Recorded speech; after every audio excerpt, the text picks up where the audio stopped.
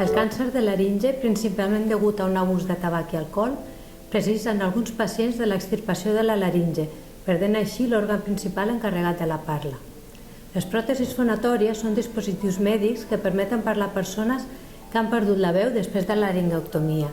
Són una petita peça, com una vàlvula, que es col·loca entre la tràquea i l'esòfag, substituint la funció de les cordes vocals.